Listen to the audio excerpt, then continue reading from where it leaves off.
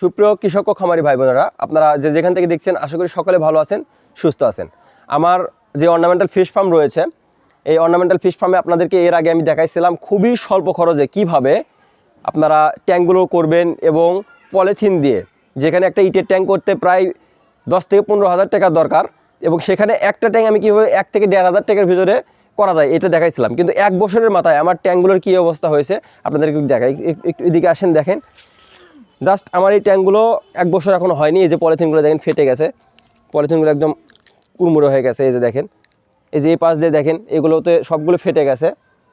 আর যেই জন্য আর কি রিপেয়ারিংয়ের একটা কাজ করতেছি এই খুব স্বল্প খরচে। এখন আবার কি করা যায়, এই যে পলিথিনগুলো যে ফেটে গেছে, এই উপরের যে পলিথিনগুলো ফেটে গেছে, এই জন্য বাট আমার নিচের যে পলিগুলো ছিল, এই যে নিচের যে পলিগুলো দেখেন, এগুলো কিন্তু এখনও সব ঠিকঠাক আছে, কোনো সমস্যা নাই।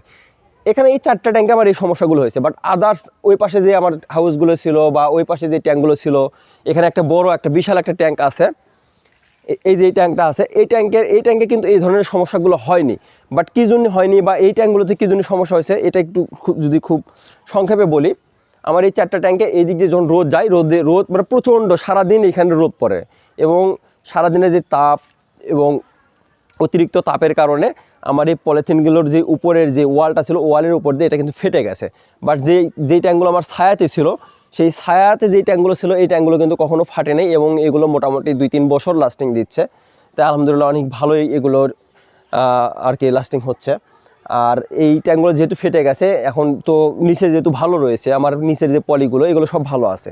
এখন উপরের শুধু সাইটের উপরের যে অংশটা এটা ফেটে গেছে, এর জন্য তো পুরো পলিটা আমি চেঞ্জ করব না। এই পুরো পলিটা চেঞ্জ করা কখনোই উচিত হবে না। এখন যেটা করতেছি, এই পলিথিনের থেকে আরেকটু খুবই কম দামি একটা পলিথিন আছে, এই যে এই পলি, একদম পাতলা একটা পলি আপনারা পাবেন। এগুলো সাধারণত এই পলি খুব সহজে যদি বুঝাই, আপনারা বিয়ের বাড়িতে দেখবেন, বিয়ের বাড়ির টেবিলের উপরে যে পাতলা এক ধরনের পলি দেওয়া হয় খাবারের জন্য, বা খাবার যখন খাওয়া হয় তখন যে পাতলা পলিটা তুলে ফেলা হয়, এই পলিটা কিন্তু খুবই কম দাম, এবং যেহেতু একদম পাতলা একটা পলি, আপনার যেটা এখানে 1 কেজিতে হয়তো বা 10 ফিট ধরবে, এটা যদি 1 কেজি নেন আপনি, এটা 1 কেজি দেখা যাচ্ছে কি 10-এর 3-4 গুণ বেশি ধরতেছে। জাস্ট উদাহরণ দিয়ে বললাম, 1 কেজিতে যে 10 ফুট হবে এরকম না, উদাহরণ দিয়ে এটা বললাম। তো এই পলিটা খুবই কম দাম হবে। এই যে ফেটে গেছে এই অংশগুলো দেখেন, একটু কাছে নিয়ে আসেন, দেখেন এই যে ফেটে গেছে, পলিথিনটা ফেটে গেছে, বাট এর উপর দিয়ে জাস্ট এটা শুধু দিয়ে দিলাম, আমার কিন্তু এই পলিথিনটা বা এই হাউসটা কিন্তু আবার 2 থেকে 3 বছর ইনশাল্লাহ লাস্টিং করবে। আবার এটা যখন ফেটে যাবে, আমার নিচের পলি সবসময় ভালো থাকবে। কেন ভালো থাকবে? নিচের পলিগুলোতে আমার এগুলো পানি থাকে সবসময়, এগুলোতে পানি থাকতেছে, পানি থাকার জন্য নিচের যে পলিথিনটা আছে, এই পলিথিনটা কখনোই ফাটতেছে না, এই পলিথিন সবসময় ভালো থাকতেছে। যেখানে সানলাইট পড়তেছে, সারাদিন রোদ পড়তেছে, তখন সেই হাউসগুলো উপর দিয়ে ফেটে যাচ্ছে। এই যে এরকম করে পলি দিয়ে দেবেন, এটা দিয়ে দিলেই ইনশাল্লাহ সব ঠিকঠাক হয়ে যাবে। আমরা এই পাশে আরও কাজ করতেছি, এ পাশে পলিথিন নিয়ে আসছি, এই হাউসে, এই 4টা হাউসে মোটামুটি এই রিপেয়ারিং করে দেবো। করে দিলে আবার দেখা যাচ্ছে কি আমার 2 বছর হয়তো বা আনে আসে এই হাউসগুলো হয়ে যাবে। আর খামারের আপডেট আসলে অনেক দিন থেকে আপনাদেরকে দেওয়া হচ্ছে না। খামারের আপডেট এ পাশে কিছু কাজ করতেছি, বিশেষ করে গাপ্পির যে একটা সেট আপ এবার করার কথা বলছিলাম। এইদিকে আমাদের গাপ্পির একটা হিউজ একটা বড় একটা সেট আপ দেবো গাপ্পির। তো গাপ্পির সেট আপের জন্য আমরা জানি গাপ্পি মাছের জন্য ডাফনিয়াটা একদম মাস্ট, ডাফনিয়ার দরকার হয়, অনেক প্রয়োজনীয় একটা জিনিস। আমি জাস্ট ডাফনিয়া কালচার করার জন্য এ পাশে 2 থেকে 3 শতাংশ জায়গা নিয়েছি। 2 থেকে 3 শতাংশ জায়গা একটা পুকুরের মতো, ছোট্ট একটা পুকুরের মতো করব। আর এই পুকুরটাতে কি করব, কোনো মাছ করবো না, এই পুকুরটাতে শুধুমাত্র ডাফনিয়াই কালচার হবে, এবং সেই ডাফনিয়াটা নিয়ে এসে আমার মাছকে খাওয়ানো হবে। তো খামারের সাথে আমি চাইলে একটা পুকুর নিতে পারতাম, দূরে হয়ে যেত।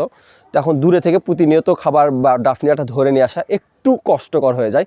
যে কষ্টকর যেন না হয়, খামারে এসে যেন খামার থেকেই খাবারটা তুলে যেন খামারের মাছগুলোকেই দেওয়া যায়, এই জন্য জাস্ট খামারের সাথেই আমার জায়গা ছিল, এখানে আমি 2 শতক একটা জায়গা নিয়েছি, এবং এই জায়গাতে মোটামুটি একটা পুকুরের মতো করে সেখানে ডাফনিয়া কালচারটা করব। আর এরপরে যে আপডেটগুলো আরও ইনশাল্লাহ থাকবে, বিভিন্ন হাউস টাউস করবো, যখন ইটের হাউসগুলো করব, আর কীভাবে গাপ্পির আরও সেট আপগুলো যেগুলো করব, এগুলো ইনশাল্লাহ আপনাদেরকে ধীরে ধীরে স্টেপ বাই স্টেপ আমি ভিডিওর মাধ্যমে আপনাদের সামনে উপস্থাপন করব, আপনাদের সাথে শেয়ার করব। তো সকলে ভালো থাকবেন, সুস্থ থাকবেন, সেই প্রত্যাশায় আজকের মধ্যে এখানেই বিদায় নিচ্ছি। আসসালামু আলাইকুম রহমতুল্লাহ।